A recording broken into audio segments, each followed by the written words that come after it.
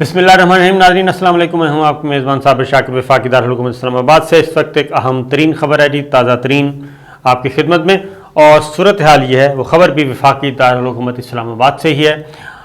अहम तरीन इवेंट हुआ इस्लामाबाद में, और ये इवेंट हुआ जी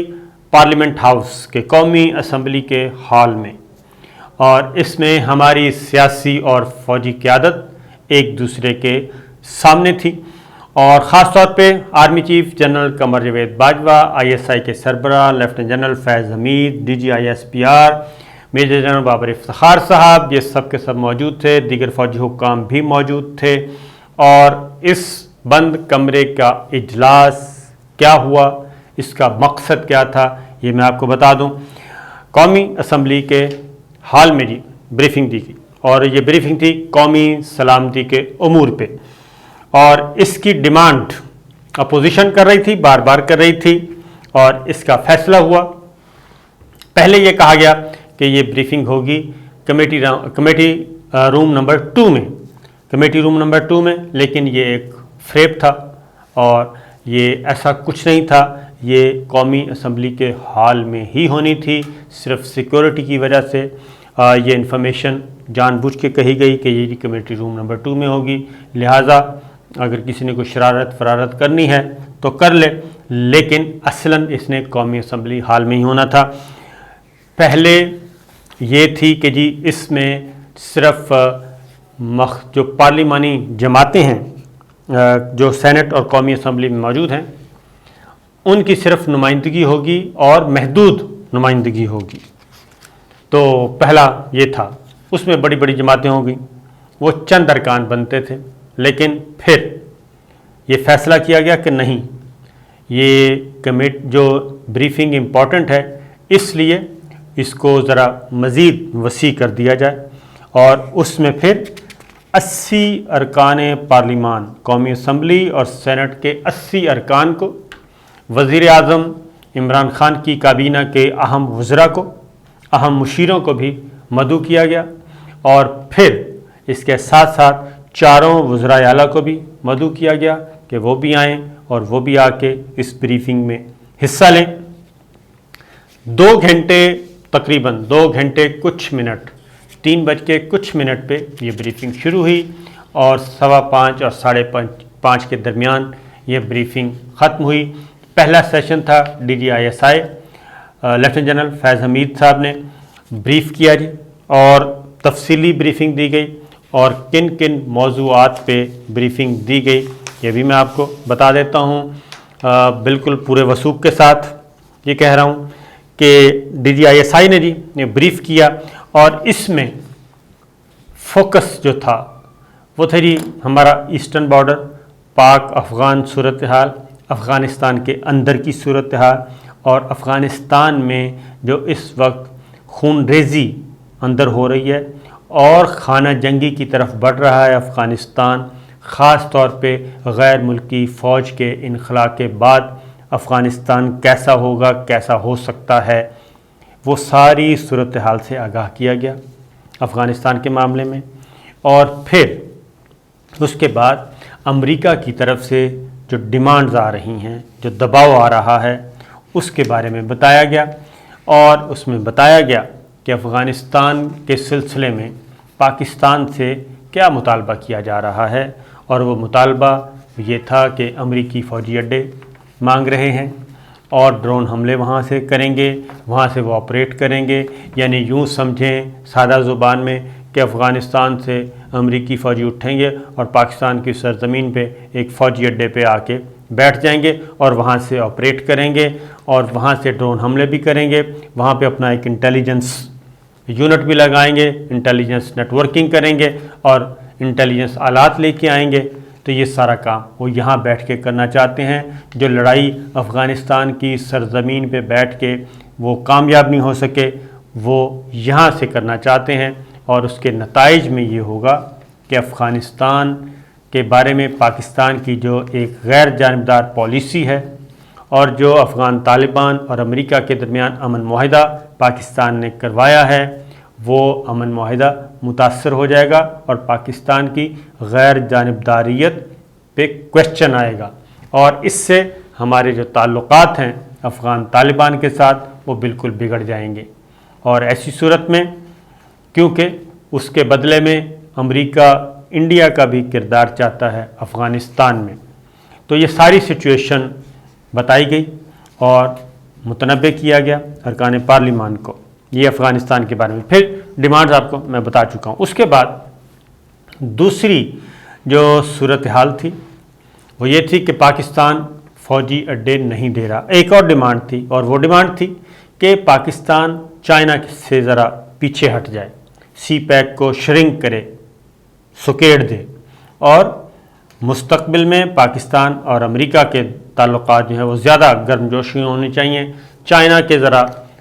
سائڈ پہ ہو جائے۔ اور اس میں پھر مطلب یہ تھا کہ چائنا بلاک ہمارے بلاک میں جی اعلان آ جائے، ہم جو چاہ رہے ہیں، جو ہمارا ماڈل ہے وہ ہونا چاہیے۔ پھر امریکہ اشارتاً کنایتاً گوادر میں بھی اپنی پریزنس چاہ رہا ہے، یہ ساری چیزیں۔ اور پھر یہ کہ پاکستان چائنا کے بارے میں بہت زیادہ وہ فراخ دل نہ ہو، اور اگلا جو فیز ہے اس کو بھی ذرا ہولڈ کرے، گو سلو کی پالیسی پہ جائے۔ تو یہ ڈیمانڈز کی جا رہی تھیں، اور پاکستان بتایا گیا ملٹری لیڈرشپ کی طرف سے، عسکری قیادت کی طرف سے، کہ پاکستان نے انکار کر دیا ہے فوجی اڈے دینے کے بارے میں، اور ایسا کوئی فیسیلیٹیٹ کرنے کا ارادہ نہیں رکھتا۔ اور پاکستان افغان طالبان کے ساتھ بھی رابطے میں ہے، پاکستان افغان حکومت کے ساتھ بھی رابطے میں ہے، کابل کے ساتھ بھی ہے، اور پاکستان کی پالیسی ہے کہ جو بھی حکومت افغانستان میں ہوگی ہم اس کے ساتھ تعاون کریں گے، افغان عوام جس کو منتخب کریں گے ہمارا حکومت کے ساتھ ہوگا، کسی گروپ کے ساتھ نہیں ہوگا۔ یہ پالیسی انکار ہو گیا۔ اس کے بعد یہ پوچھا گیا کہ جناب کیا ہم میں اتنی سکت ہے؟ پھر ایک اور بات بھی پوچھی گئی، وہ یہ پوچھی گئی کہ یہ جو اڈے دینے سے انکار اور امریکہ کے بارے میں پالیسی اور چائنا کے بارے میں، تو کیا یہ تو نہیں ہے کہ یہ کس کا فیصلہ ہے؟ تو انہوں نے کہا کہ یہ ڈسکشن ہونے کے بعد یہ ریاست پاکستان کا فیصلہ ہے، یہ پاکستان کا فیصلہ ہے اس وقت، اور اس میں ہم چاہتے ہیں کہ اب پولیٹیکل لیڈرشپ میں بھی اتفاق رائے ہونا چاہیے، کنسنسس ہونا چاہیے، مل بیٹھ کے آپ لوگ آگے بڑھیں، اور اس فیصلے پہ ہمیں قائم رہنا چاہیے، کیونکہ اسی میں ہی ہمارا فائدہ ہے۔ ہماری امپارشیلٹی جو ہے وہی ہمیں سود مند ہوگی ہمارے لیے، کیونکہ 9/11 کے بعد دہشت گردی کے خلاف جنگ میں پاکستان نے $150 ارب سے زیادہ کا نقصان اٹھایا، اور ہمارے 70,000 سے زیادہ ہمارے پاکستانی، خواہ وہ کسی بھی شعبے سے تعلق رکھتے تھے، وہ اللہ کو پیارے ہوئے، انہوں نے اپنی جانیں دیں، اور بے گناہ ہماری کوئی لڑائی نہیں تھی۔ اس لیے یہ ہمارا پاکستان کا جو پوائنٹ آف ویو تھا وہ یہی ہے کہ جو پیس ایگریمنٹ ہوا ہے افغان طالبان اور امریکہ کے درمیان، اس کو آگے بڑھایا جائے، اور کسی ایک گروپ کی طرفداری نہ کی جائے۔ اور یہ بھی بتایا گیا کہ ہم افغان طالبان کو بھی یہی بات سمجھا رہے ہیں کہ اتنی تشدد کو، لڑائی کو اتنا آگے مت لے کے جانا کہ واپس ہٹنا مشکل ہو جائے اور پاکستان کے لیے بھی مشکلات کھڑی ہو جائیں۔ تو یہ ساری بات بتائی گئی۔ چائنا کے بارے میں خاص طور پہ بتایا گیا، تو اس لیے یہ لیڈرشپ کو بتا دیا گیا جو وہاں پہ موجود تھی سیاسی قیادت، اور 80 ارکان پارلیمان تھے، میں آپ کو بتاتا ہوں کون کون سے تھے، وہ ساری باتیں بتائی گئیں۔ اور پھر چائنا کے بارے میں بھی بتا دیا گیا کہ چائنا کے بارے میں پاکستان کی پالیسی بڑی کلیئر ہے کہ چائنا پاکستان کا دوست تھا، ہے اور رہے گا، اور سی پیک ہو، گوادر ہو، بیلٹ اینڈ روڈ انیشیٹو ہو، اور پاکستان سے آگے بیلٹ اینڈ روڈ انیشیٹو جو ہے آگے افغانستان جائے گا، افغانستان سے آگے وسط ایشیائی ریاستیں، اور یہ معاملہ پھیلتا جائے گا۔ اور اس لیے پھر ایک اور بات بھی بتائی گئی کہ چائنا، افغانستان اور پاکستان کے بارے میں جو چند ہفتے پہلے اسلام آباد میں ایک کانفرنس ہوئی تھی ورچوئل، اس میں بھی ایک مشترکہ اعلامیہ 8 نکاتی پوائنٹس پہ جو اتفاق ہوا چائنا کا، افغان حکومت کا، پاکستان کا، اس کے بارے میں بھی بڑا ڈیٹیل بتائی گئی، اور چائنا کے بارے میں بھی بتایا گیا۔ تو پھر ایک سوال کیا گیا، سوال یہ تھا کہ جناب یہ بتائیں کہ پاکستان کیا اس پوزیشن میں ہے کہ امریکہ کے غیظ و غضب سے بچ سکے اور جو اس کا رد عمل آئے گا تو اس کے بارے میں ہماری ملٹری لیڈرشپ نے بتایا کہ بالکل خطرات موجود ہیں، چیلنجز بھی ہیں اور بے شمار چیلنجز ہیں، بے شمار خطرات ہیں، اور اس کا ہم دیکھ بھی رہے ہیں، اس کا ابھی سے دیکھ رہے ہیں جو کچھ جوہر ٹاؤن میں ہوا، لاہور میں، جو پاک افغان بارڈر پہ، پاک ایران بارڈر پہ، اور ہمارے ایون اسلام آباد میں جو سیکورٹی فورسز کو نشانہ بنایا جا رہا ہے اور ان پہ حملے کیے جا رہے ہیں، وہ سارے کا سارا یہ انٹر لنک ہے، یہ میسیجنگ جو ہے یہ موجود ہے، اور اس لیے ہم اس سے وہ بڑا زیادہ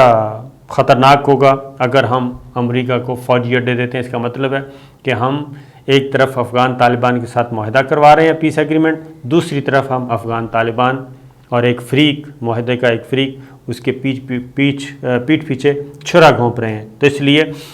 پھر اس کا انہوں نے کہا کہ پاکستان میں بھی اس کا امپیکٹ اچھا نہیں ہوگا، تو یہ بھی بتا دیا گیا۔ اور چائنا کے ساتھ ہم اگلے فیز میں جائیں گے، چائنا، پاکستان اور کہیں نہ کہیں افغان حکومت بھی آن بورڈ ہے، اس لیے پھونک پھونک کر قدم رکھنا ہے۔ لیکن ایک بات ضرور ہے کہ جو سیاسی قیادت ہے، اپوزیشن، حکومت، ان کو ایک پیج پہ رہنا چاہیے، اور جو اس وقت پاکستان فیصلے کر رہا ہے، اگر ان فیصلوں پہ پولیٹیکل ول بھی اس میں شامل ہو جائے، پولیٹیکل ول صرف گورنمنٹ کی نہیں، پاکستان تحریک انصاف کی نہیں، بلکہ باقی سیاسی جماعتوں کی بھی، تو پولیٹیکل ول اگر اس میں شامل ہو جائے اور یہ ہمارا نیشنل نیریٹو اور نیشنل ایجنڈا بن جائے کہ ہم نے اپنی سرزمین کسی دوسرے کو استعمال کرنے کی اجازت نہیں دینی، تو پاکستان کو ان دا لانگ رن بہت زیادہ فائدہ ہوگا اس پالیسی سے۔ پھر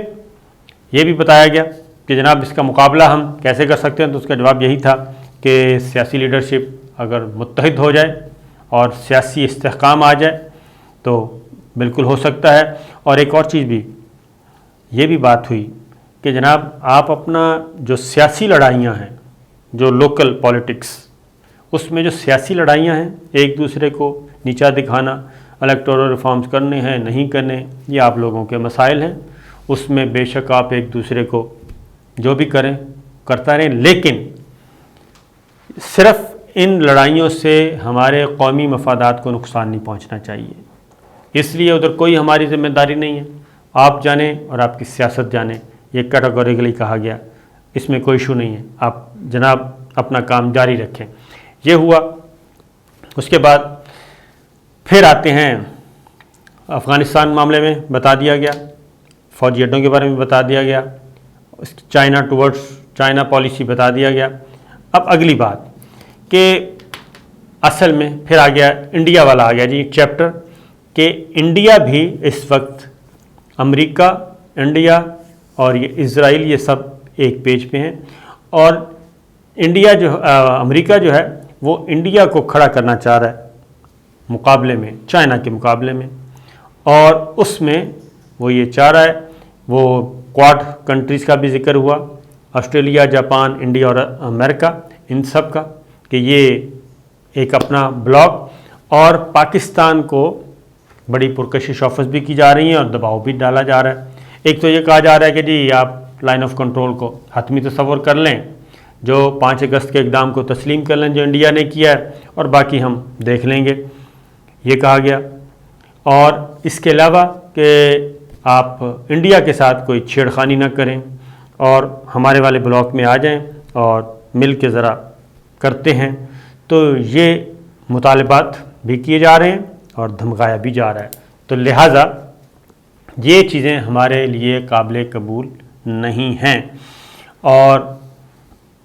انڈیا کو اس ریجن میں تگڑا کرنا چائنا کے مقابلے میں انڈرسٹوڈ ہے، پاکستان بھی اس میں شامل ہوگا جی، اور ادھر افغانستان میں اس کو رول دینا، تو یہ چیزیں ساری ہوئیں، لہٰذا ایسٹرن بارڈر پہ جو ہمیں خطرات ہیں ان کے بارے میں بھی آگاہ کیا گیا، اور امریکہ کا اس خطے کے بارے میں مستقبل کا پلان کیا ہے وہ بھی ایک خاکہ بتایا گیا کہ جناب یہ سچویشن ہے۔ اور یہ ہے معاملات۔ اس میں پھر army chief general Qamar Javed Bajwa سے جی براہ راست سوالات پوچھے گئے، انہوں نے بڑے دھڑلے سے، کیونکہ ہم جانتے ہیں کئی بریفنگز ہم بھی اٹینڈ کر چکے ہیں ان کے ساتھ، انہوں نے بڑے دھڑلے سے جواب دیا، دبنگ طریقے سے جواب دیا، اور جہاں انہوں نے فرنٹ فٹ پہ کھیلنا تھا وہ فرنٹ فٹ پہ کھیلے،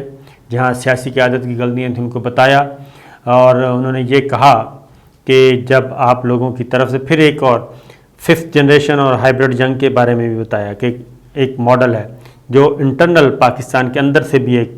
تیار کیا جا رہا ہے تاکہ ہم آپس میں بھی لڑیں، ڈی اسٹیبل ہو یہ ملک،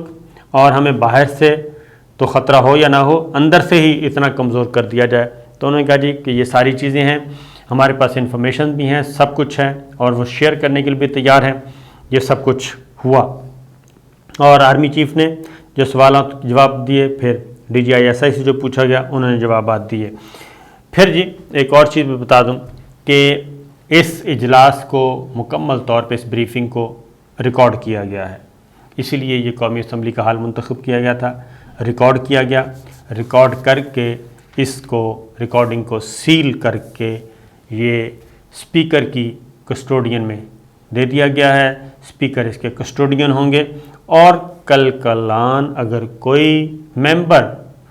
کوئی ایسی بات کرتا ہے کہ جی بریفنگ میں ہمیں یہ بتایا گیا تھا، سیاق و سباق سے ہٹ کے کرتا ہے یا غلط بات کرتا ہے، تو سپریم کورٹ اور ہائی کورٹ کے حکم پہ یہ ان کیمرہ سیشن کی ساری ریکارڈنگ یہ کھل سکے گی، سنائی جا سکے گی، اور اس کا خمیازہ اگر غلط الزام لگے گا تو اس کا خمیازہ بھی بھگتنا پڑے گا۔ یہ بندوبست کیا گیا۔ پھر اس میں جی 80 ممبرز جو ہیں وہ شریک ہوئے، اس میں کون ہیں؟ اسپیکر قومی assembly Asad Qaiser, deputy speaker Qasim Suri, chairman senate Sadiq Sanjrani,